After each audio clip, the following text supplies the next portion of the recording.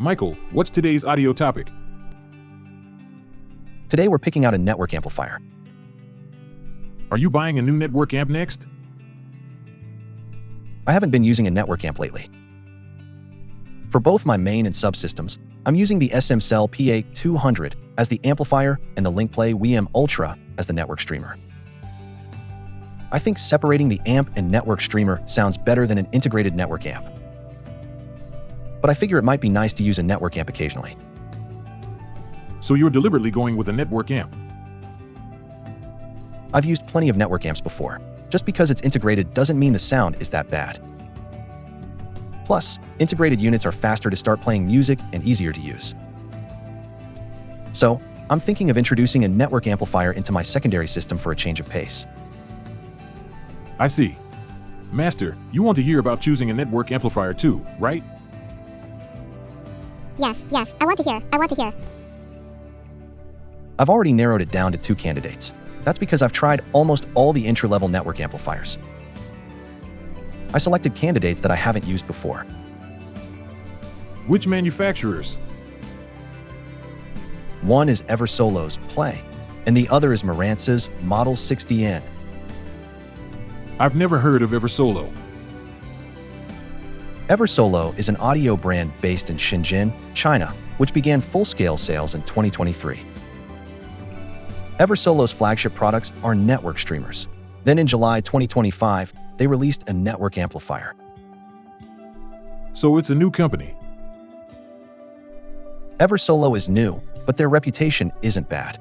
However, the long-term stability of their products is still unknown. In contrast, Marantz is a manufacturer with a long history. Plus, I used the Model 40N before, so I think I have a decent understanding of the Model 60N too. I see. What about the spec sheets for both units? Here are the spec sheets for both. Let's compare them. The Play also comes in a CD edition with a CD player, but this time we compared the non-CD version. The major difference is the amplifier class. Eversolo's Play uses a Class D amplifier, while Marantz's Model 60N uses a Class AB amplifier. You've been using mostly Class D amps lately, haven't you? Does Class D sound better? Let's summarize the characteristics, advantages, and disadvantages of Class D and Class AB amplifiers. Class D amplifiers amplify signals using pulse width modulation and switching technology. They operate transistors by switching them on and off, making them extremely efficient. Their sound tendency is characterized by strong low-end drive, speed, and punch. While the latest high-end models deliver natural mid to high frequencies with high resolution, budget models can sometimes sound digital-like or harsh. The main advantage of Class D amplifiers is their high efficiency. They generate less heat, consume less power, and enable compact, lightweight designs. They can achieve high output even in small enclosures, offering excellent cost performance. A common criticism of early Class D amplifiers was rough high frequencies and a digital sounding character. AB class amplifiers, on the other hand, combine Class A and Class B operation, achieving low distortion while maintaining reasonably high efficiency. This is the mainstream approach used for many years in general audio amplifiers. It delivers a natural, smooth tonal quality with an analog-like resonance. The sound tendency emphasizes mid-range richness and musicality. It suits a wide range of genres and offers a universal sound quality. The advantage of Class AB amplifiers is their stable sound quality. They are less affected by speaker compatibility. With a long history, they offer high refinement. It can be described as a musical sound that is easy on the ears. The disadvantage of Class AB amplifiers is their efficiency, around 50 to 70%, which is lower than Class D. They generate more heat, often requiring larger enclosures. For the same output, they can sometimes be more expensive than Class D. Early Class D amplifiers were mostly entry-level. However, with the latest technology, high-end models exist, and the drawbacks of Class D are diminishing. In reality, the quality of the design greatly influences performance, so it's not a simple distinction of Class D equals inferior, Class AB equals superior. This comparison is also between Class D and Class AB. Exactly. That's why I'm torn between them. The rated output is 60 watts into 8 ohms for the Play, and the Model 60N also delivers 60 watts. So even amplifiers with different designs have the same output power. The Play is half the size of the Model 60N and weighs a mere 1/5. Class D amplifiers are efficient, huh? Efficiency is the advantage of Class D. I think most desktop-sized amps are Class D. THD is 0.0037% for the Play and 0.02% for the Model 60N, so the Play is better. SN ratio is 109 dB for the Play and 113 dB for the Model 60N, so the Model 60N is higher. The DAC in Play is Asahi Kasei's AK4493 SEQ. Model 60N didn't specify. We don't know the DAC in the Model 60N. Probably not a DAC worth bragging about. The AK4493 SEQ is mid-range within AKC's lineup. Considering the Play's price point, it's a reasonable DAC chip. Both units offer sufficient support for sampling rates, file formats, network functions, and streaming services.